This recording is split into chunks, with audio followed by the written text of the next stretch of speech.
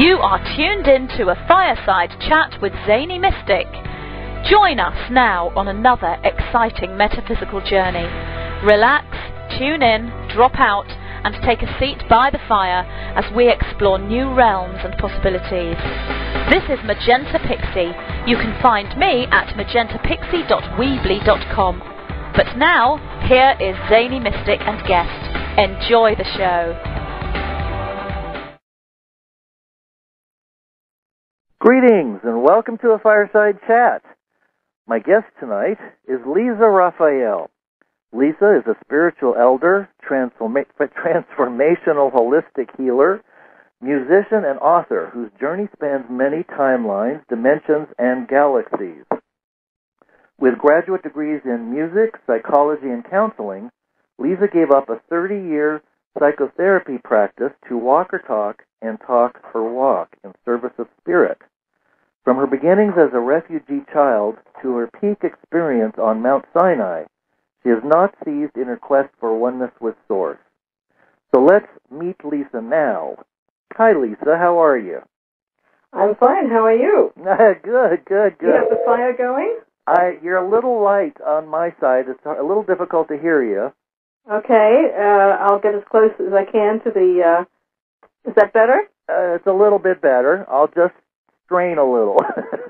Well, I'll try and speak louder. Okay, good. Let's go back in time because I don't know an awful lot about you and find out, how you had a very difficult upbringing, and how and when did your spiritual journey begin? Well, my conscious spiritual journey began probably around the time I turned 50. And I realized that the ways I was defining myself in the world simply left something missing. Uh-huh. And so I really went looking for what was missing. And that eventually drew me out of whatever I thought was a satisfying life with a family and eventually out of my practice. And then, after a while I found myself giving up the practice and writing. But the earlier part of the journey was very important because I think without that, I wouldn't have gotten to realize that what was missing was spiritual. Uh-huh. I was born during the Holocaust, and I was a refugee child from Hitler.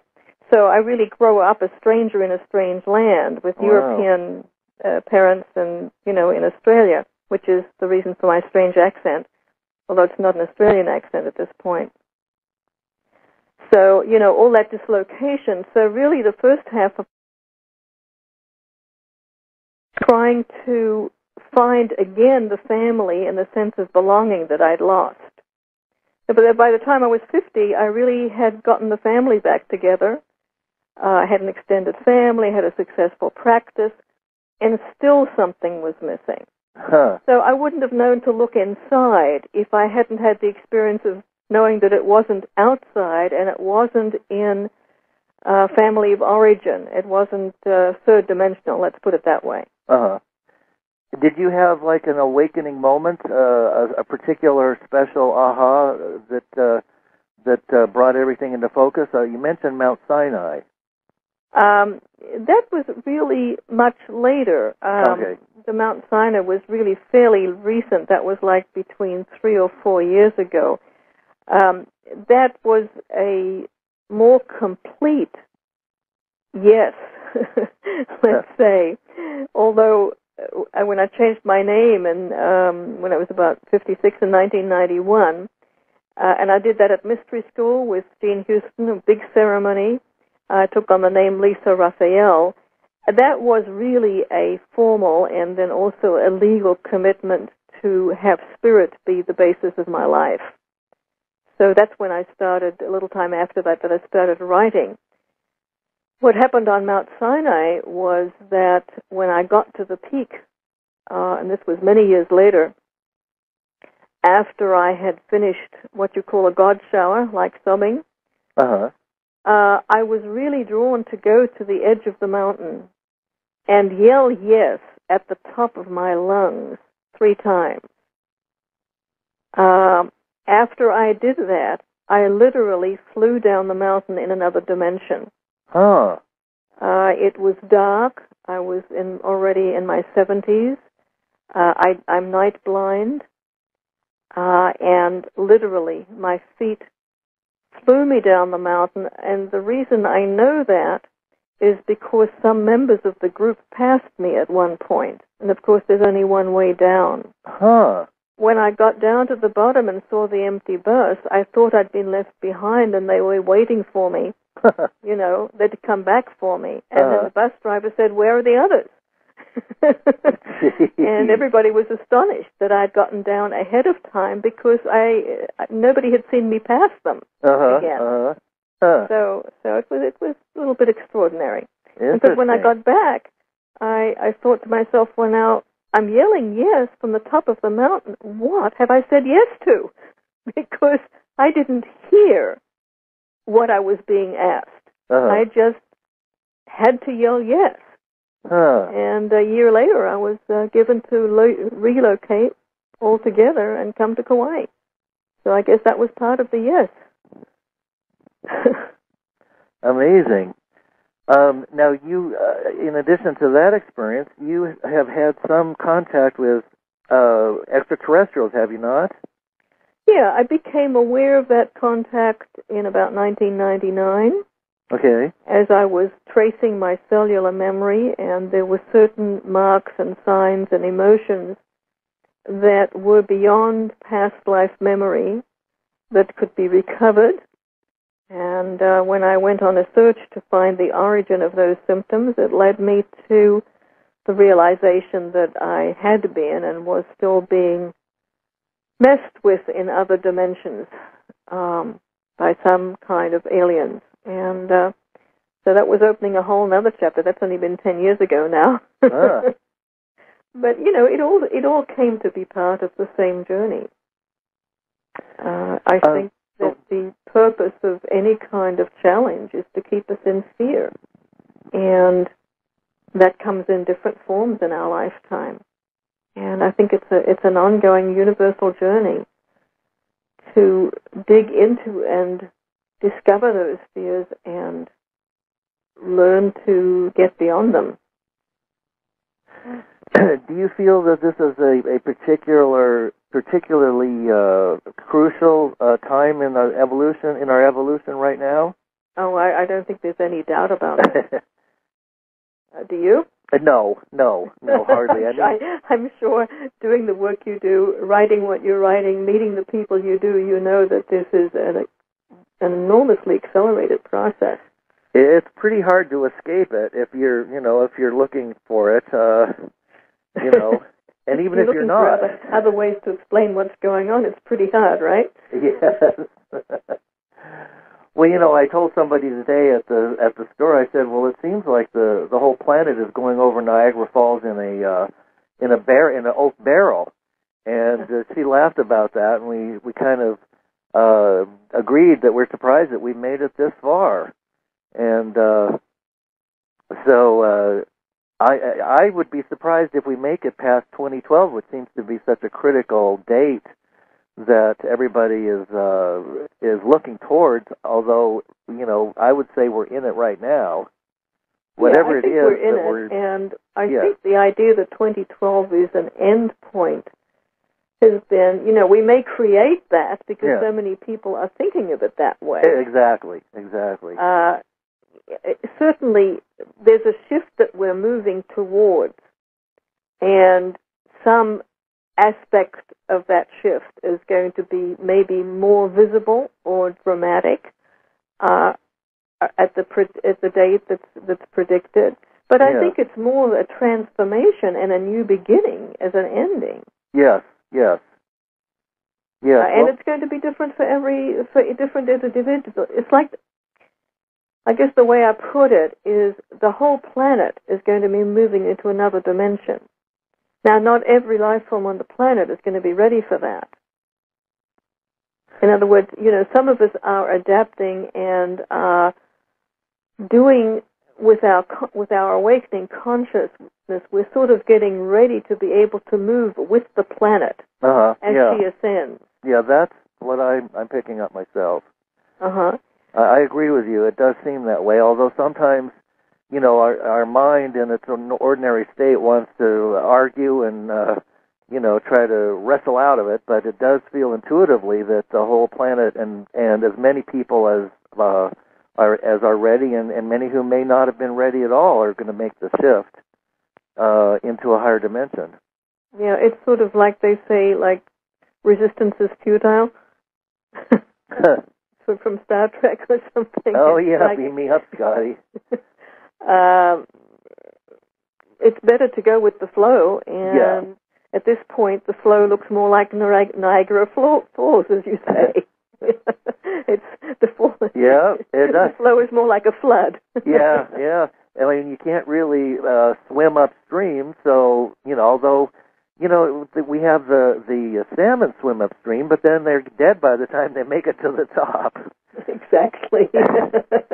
I think it's a lot easier to just kind of go with the flow. That, there wouldn't be any new salmon. That's right. Well, maybe it's time it's both. The ones a new form of life. First, the new ones die, but the new ones are born out of that. Huh. Isn't that true? What is your sense of your star family that you talk to? I mean, do you get specific information, or is it just general guidance, a feeling or intuitive thing, or have you been given specific information to work with and share? Well, yes. Most of the information in all the books, really starting with the second and third book of the trilogy, are what I call translations from the other realms. This channeling is a sort of an overall term. I think that probably inspiration, artistic inspiration, strong gut feelings, visions, I think they're all forms of channeling. Psychic readings. Yep, absolutely. I have, because we're not completely at one with Source, when we receive information that our third-dimensional consciousness isn't ready to receive, it sort of bypasses. In my case, the channeling began with writing, and literally sitting at the computer with my eyes closed and my fingers on the keyboard. Oh, I can relate to that. And the dialogue basically was between what I was experiencing in my life and then commentary and explanations of that. But every word, even the words describing my experience, was typed directly into the computer without my conscious knowing. Some of the spelling and punctuation was pretty weird, I tell you. After I deciphered that, there was not a single word to edit. Really? I struggled. The first book, I don't know how long it took you to do your first book, but, I really worked at that for more than 4 years. Once the writing came in this form, once it was ready to be written, completely effortless and requiring I couldn't revise it. Yeah. Well, that's kind of like Michelangelo, he saw David in the marble, and he just tipped away everything that wasn't David. Right, and a little bit like, people like Mozart who would hear an entire symphony in his head. Exactly. And he'd simply download it. Exactly. And they call that genius, but I think it's just tapping into the now, the eternal now in which everything is available to us. Well, yeah. It's always been available. Yeah. It's just that we're getting more awake to be able to receive it. And we're just calling it channeling now. Maybe it was called something else in the past. Oh, yes, of course. Well, yes, that would make a great deal of sense. Well, it was called witchery if it was women. And many people were burned for that kind of thing. Well, I guess we've come a little ways. Oh, I think we've come a great way. Well, we've got a long way to go, too, it seems. I don't know.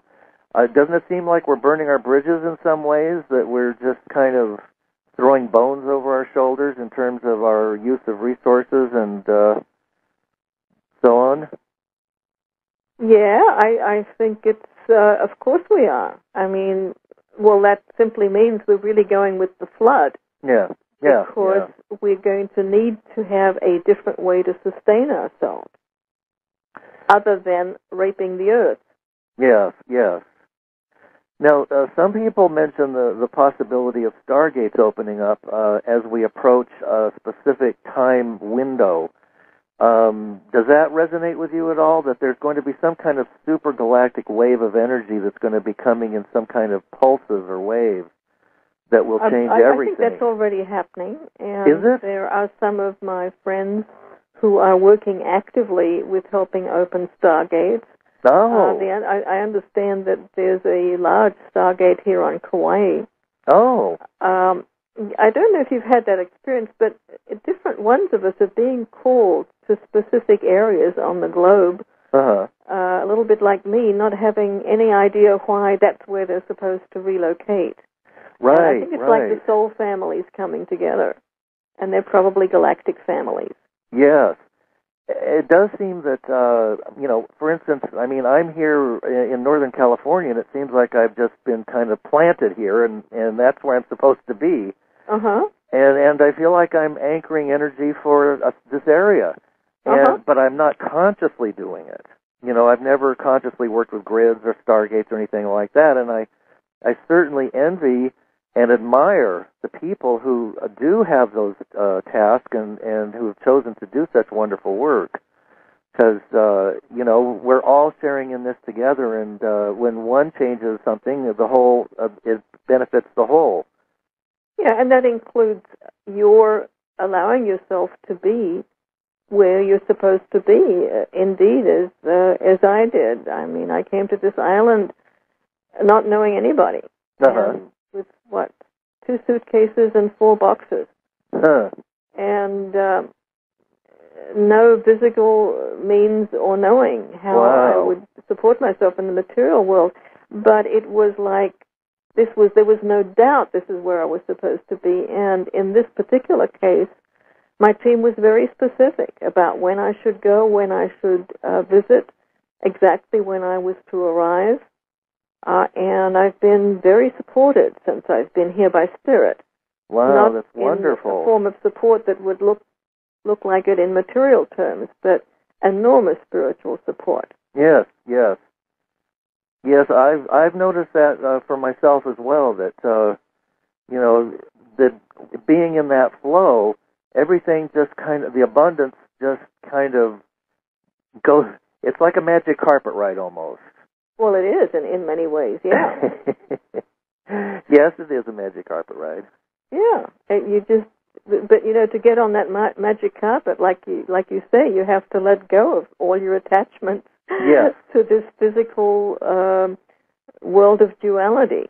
Yes. Do you find you work with clients? I mean, do you find anybody who talks about having difficulty with having released their attachments to this dimension, and as a result are having a difficult time remaining anchored in it? Well, yes, I can speak to that. I've been something of a space cadet myself. So it's interesting because the work I do, really, I call it in-body work. It's really helping people getting in touch through the cells of their body with spirit. The spirit that lives in our cells. And that's the best way I know to ground, is to know that our spiritual experience really is recorded in our DNA just the same way as our emotional memory is. So, for instance, in working with clients who are very awake in their consciousness, doing the transformational healing work, which is basically getting deeply in touch with the consciousness of the cells in a relaxed state, in a state where your mind is no longer active, so that you can access memory that isn't available to your mind, your conscious mind. I will find those memories go back an enormous way with some people. Depending on your level of consciousness, your cells may remember the source of the memory in your cells back to your childhood or inter-utero or a past life. But I've had 1 or 2 or 3 instances here on the island where people actually trace their cellular memory practically back to source, to the first split. Wow. Wow. And so it's all in there, and how far your present consciousness takes you back has to do with what you're ready for. It's like I don't have to do any work here other than stay out of it. And staying out of it is hard work, of course. It took me 30 years of counseling to learn how to not to counsel. But, because we want to be in there interpreting and so on. Yeah. But when you really stay away and trust spirit, as I've learned to do in my life, which is why I can help, why I can stand by and trust it working with other people, it's amazing how spirit knows exactly what you're ready to know when you're ready to know. Yes. That's absolutely right. Now, with all of us, it seems like since we're on a similar timeline, it would almost seem imperative that we begin to awaken a little more rapidly as the energy shift. Is that true? Well, I think the awakening is happening more rapidly.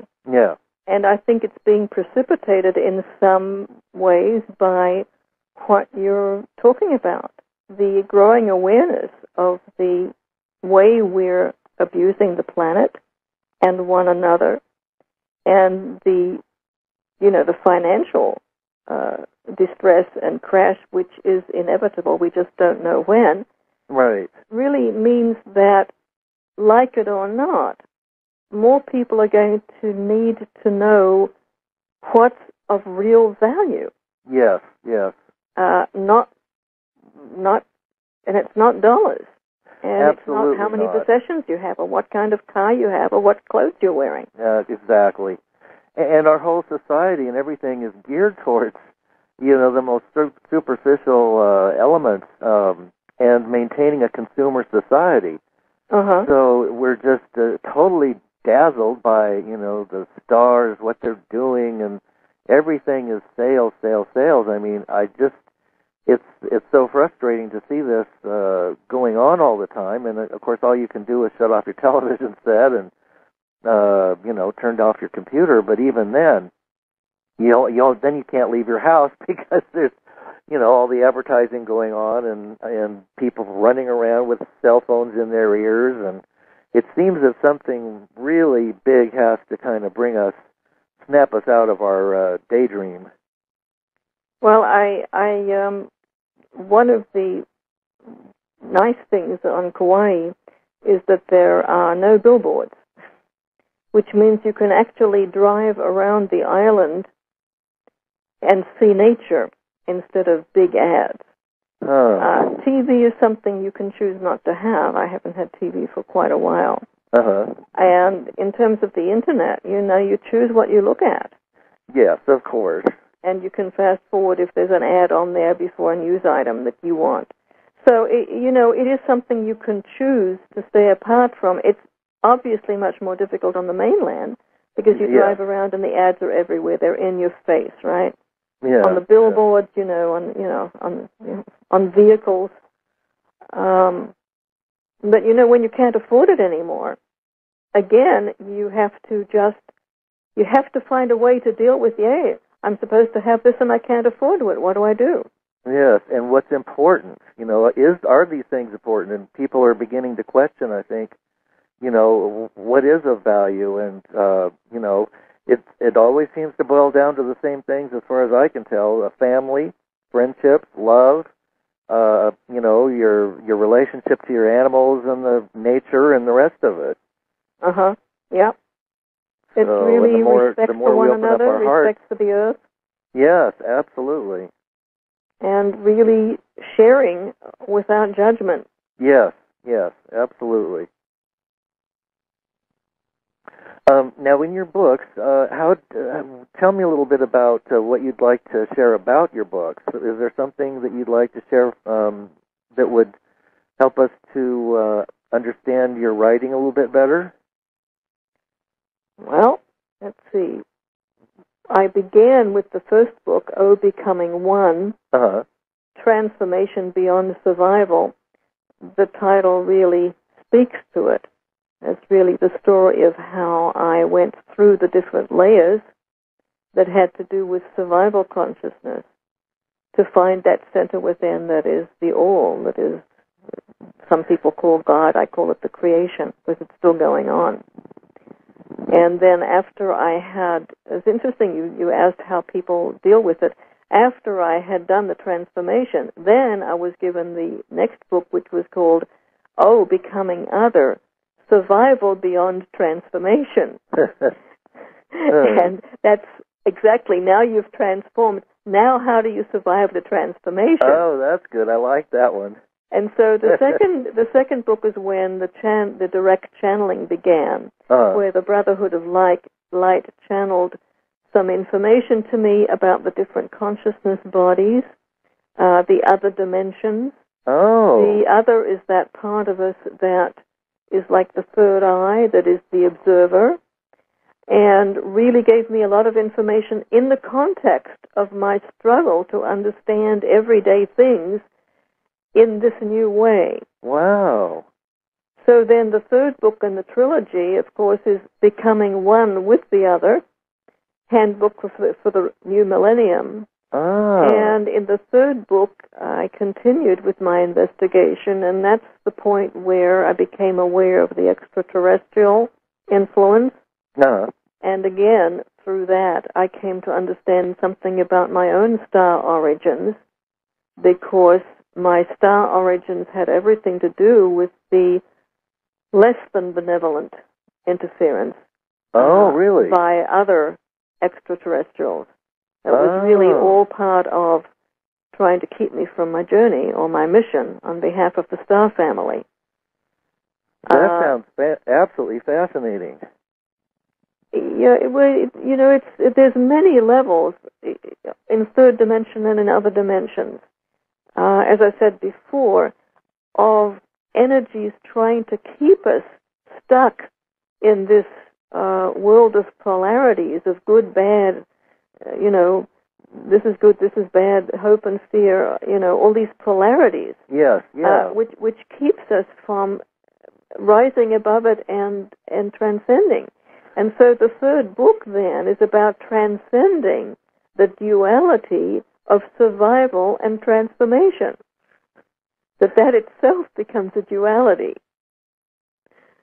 And the evolvement we're talking about, working towards 2012, and which I call the fourth eye, which is my spiritual primer, has to do with recognizing the polarities and moving beyond them, so that we can really see good and bad, dark and light as, if you like, reflections of Source. And encompass all of it in what I term compassionate witnessing.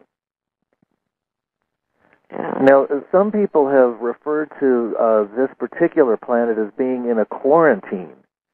Is that something that resonates for you? I really don't know anything for sure other than what comes through my own direct translation, and even that I'm told to question. Right. In fact, one of the funniest things in this last book, in the Princess book, when my guides were explaining about time and dimensions and everything else, they sent me in block letters, "Believe nothing, including what is coming through this scribe, LISA RAPHAEL." Oh, I like that one. And basically, it's a warning to me and to other people to listen to all the theories and all the different information people get. Yes. But only believe what really resonates deeply in your own knowing. Yes. Well, I think that's another very important transition now, to go away from listening to gurus and experts. Oh, yeah. And giving them, if it doesn't fit, don't wear it. Don't take it on. If it makes you afraid, don't put it on. Absolutely. If it makes you feel too good, like, instant sugar, question it. Yeah. Yeah, and if it's something to be worshipped, then question even more. Yeah. In other words, really learn to know your own system of processing and translating the information. And that way you can source out, you can discriminate what's coming from your wishful thinking or your imagination and what's really true for you. Now, you mentioned that there were negative forces trying to keep everything kind of stuck in duality. Mm-hmm. Can you talk a little bit more about that? Are those negative polarity beings in a slightly higher density, or?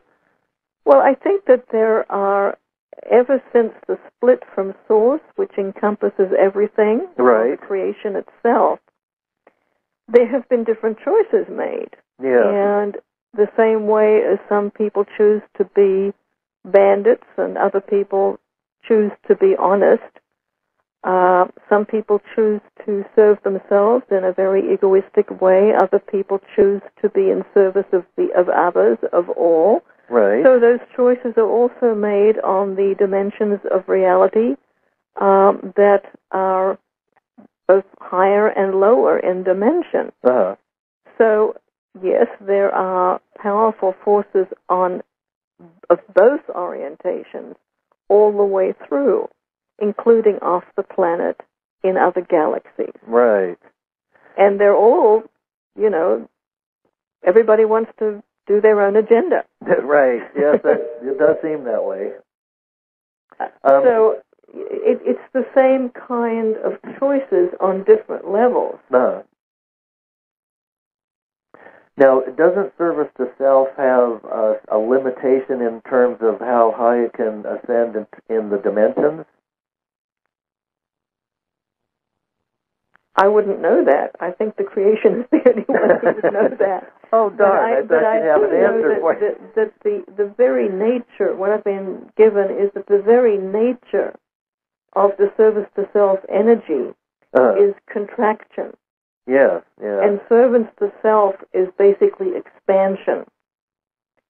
So that in the long run, this is why, in many ways, the light, in terms of the number of so-called light workers, we may not need the same number of light workers in terms of numbers as we know it to counteract all the wars and negativity and rape of the planet and so on. Because the inherent strength or value or energy of the light is an expansive one. So in the long run, who knows what happens? Well, hopefully we'll find out within our lifetime. Wouldn't you think? That's my feeling about it. Well, it depends on how long you think of as a lifetime. I have the language of light around my logo, which is a soul portrait, and I had that done by a visionary artist many years ago. And neither she nor I nor all the people I would show these symbols to, nobody could identify them. And finally somebody came along and identified them each as a language from a different galaxy and added that I've been in all of them. Well, at that point I felt that this lifetime is really nothing in terms of how long we have to go. Right. So it's...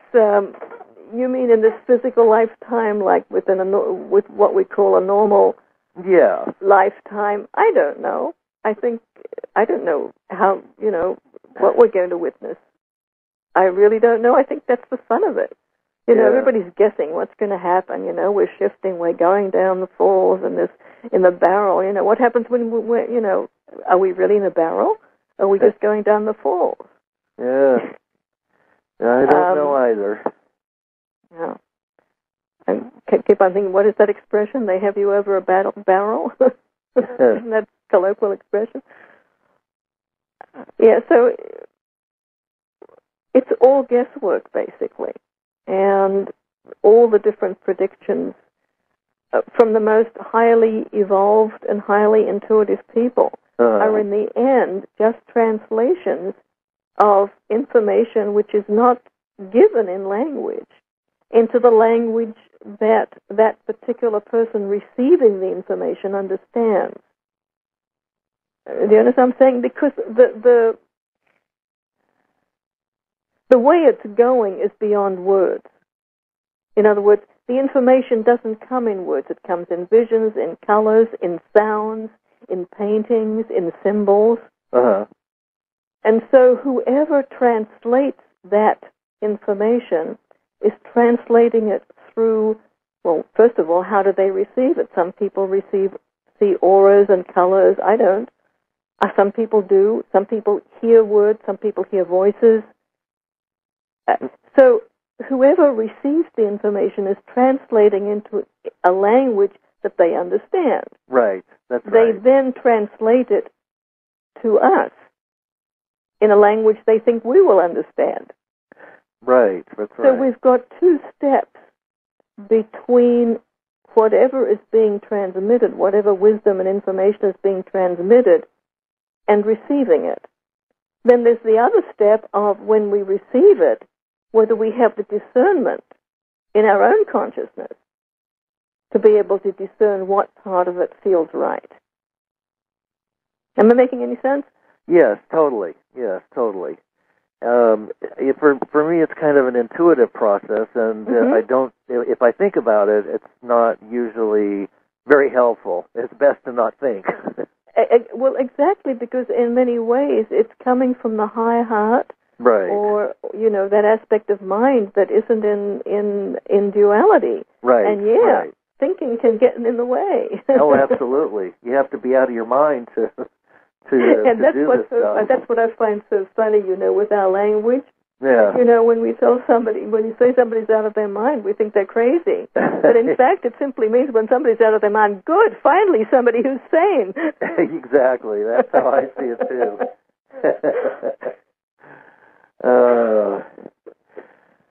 So, what do you see in the future for yourself in terms of, are you going to continue writing? Do you have any inspiration for future projects, or are you just being open to spirit and seeing what spirit shows you?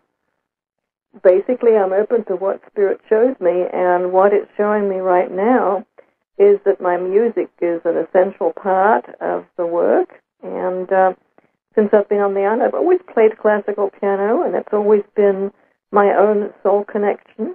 But since I've been on the island, that has become very much part of how I express, and I've been bringing my words and music together, like reading from my books and then playing some pieces and then reading, and somehow the sharing of the writing and the music somehow bring the whole experience together. Uh-huh. And then right now I'm about to complete a CD in which I'm reading the words of the spiritual primer, the fourth eye.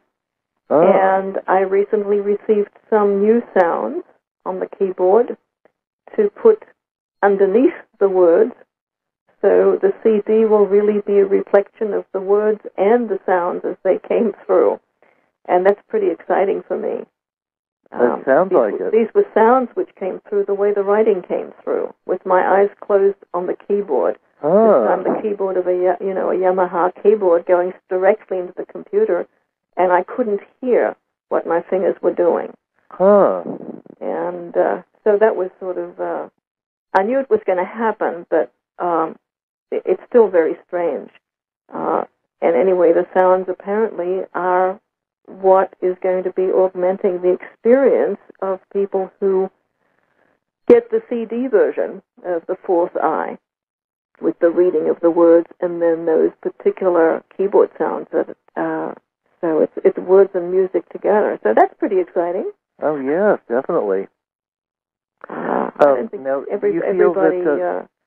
I don't think there's a lot of people. I guess I'm going to be 74. I don't think there's many people who have the excitement of something new coming through at my age. But that's what's happening when you let go of your attachments to what other people think. Uh-huh. You just keep on getting new and new gifts and more exciting ways to proceed. Do you feel like that we each have our own form of team or guides call them what you will, angels, higher density beings that are helping us along the way? Oh, I'm sure so. And, the reason for that is that it's not just that we're here to serve and be of service to one another. My understanding of soul evolution is that this is an intergalactic process. And the same way as, let's say we win, I hate to say this, like we win brownie points, or we evolve through helping others. Uh-huh. This doesn't stop when we leave the planet. So, for instance, in the spirit world, we also serve, and we choose who we serve and what form of service we take. And so the evolvement is always through being of service, but this doesn't stop when we leave this lifetime, because the soul continues to evolve.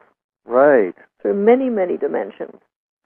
And only third dimension, I think fourth dimension, there's an option, is actually in material form. So when we become different forms of light energy, we're still evolving towards source. Uh-huh. And so I'm answering the question the other way around. Yeah. I'm saying, yes, we have specific guides there to help us because they're doing their service helping us. Right. And I think we, in this lifetime, I'm sure you found that it's like when the student is ready, the teacher appears. Mm-hmm. I believe that continues to happen as the soul evolves, that as we are ready, the next teacher or the next energy is available to help us on the next part of the journey. Yes. Does that answer the question? I know I did it. I know I did it backwards. No, that made a lot of sense to me. I'm sure it will for other people too. I hope so, because I know I did it. I turned the question around, but I think I wound up at the same place. Well, it's all good. Sometimes I feel like these lines are given to us. When we're on the air like this and we're having our conversations, sometimes I feel like I'm just given my lines to say, and when I'm able to get out of the way, they come through and I say whatever I'm supposed to say, and the other person says what they're supposed to say, and it hits certain people certain ways and other people other ways, and it's kind of a magical process. I think it's very interesting, and I think that's why it's important that we each share our stories. I read the review of your book, Lance, and looked at some of it. Now, you've had your own very unique experiences, and just in sharing them, in all honesty, each of us, because we're all different. So yeah. You might say, ultimately, it's the same information. You might say that the visions that inspired Judaism and Buddhism and so on, that the original visions were basically similar. I mean, it's all about love, unconditional love, right? Yeah. Well, then why do we have all these divisions? Because different societies, different people could understand this universal information in different ways, in different languages. Yeah.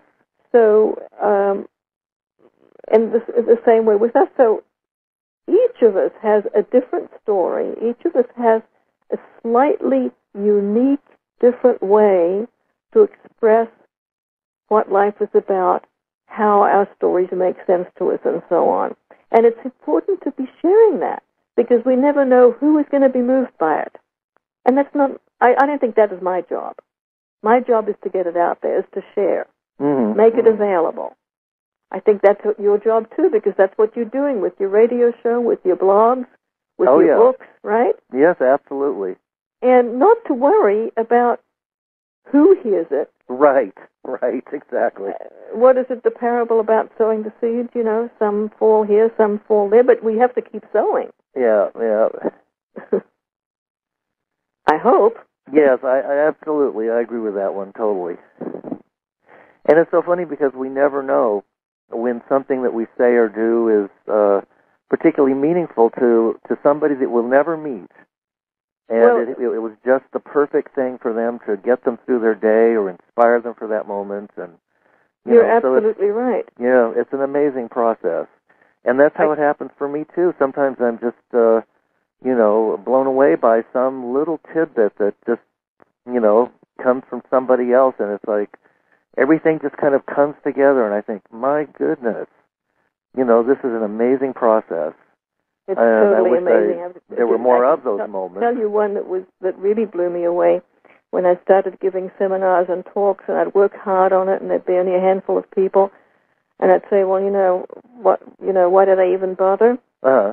At one point, I was doing a practice called Falun Gong in the park near where I lived, and the central symbol of Falun Gong is a swastika. Well, as you know, I was I was a refugee from Hitler, so swastika wasn't exactly a friendly symbol for me.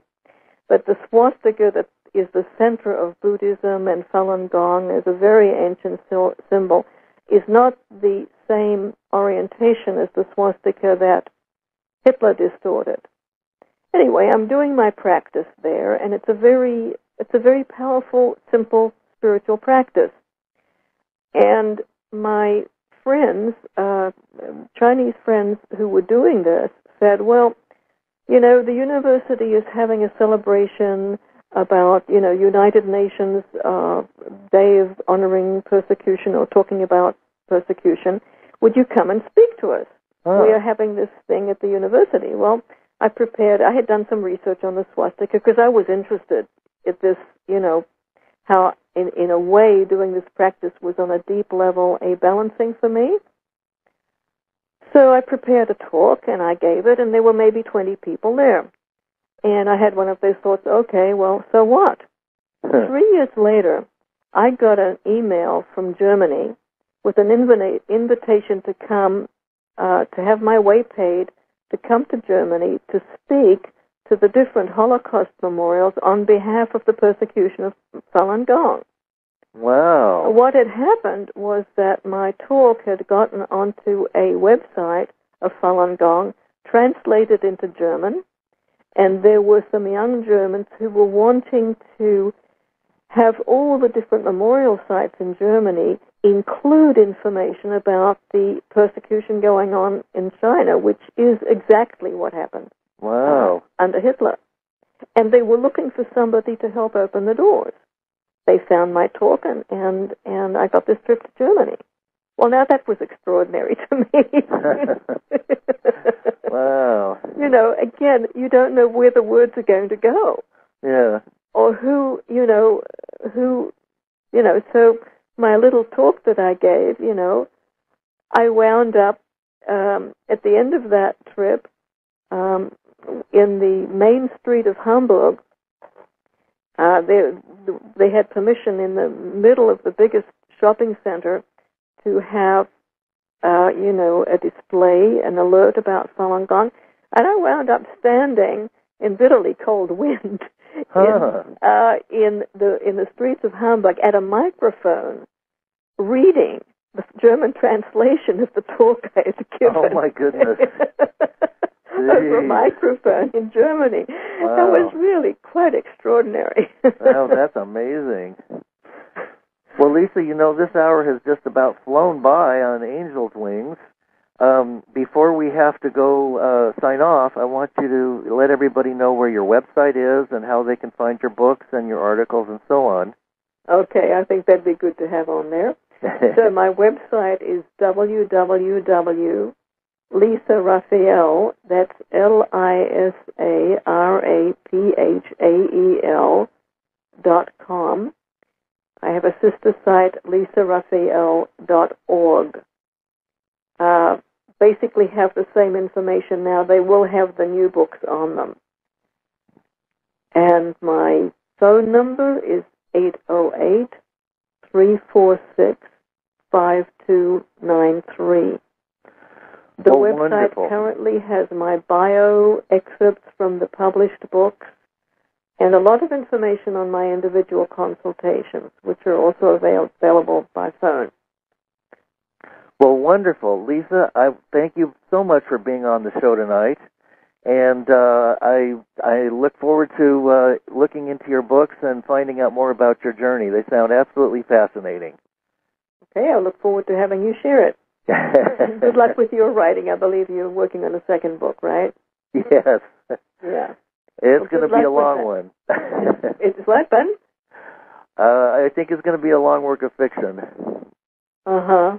Well, I'm presenting my latest work as visionary fiction, even though it's based on direct experience. But I believe that that's the way it's going to be classified. So it's okay as long as the information gets out there. Well, thank you so much, and I've had a wonderful time talking with you tonight. Okay, it's gone very well, I hope. And yes. Now, are these interviews kept on the Internet? I mean, is there a way to get a direct link to it at some point? Yes. Okay. Well, we can work that out by email, probably. All righty. Thanks again for inviting me. If you know of other hosts who'd like to have me on, I'd be happy about you passing on the name. Wonderful. Well, okay. Thank you very much, Lisa, and I wish you the best of luck in your practice and all you do there. Okay. Likewise. All right. Thank you, Lance. Good night, everybody. Good night.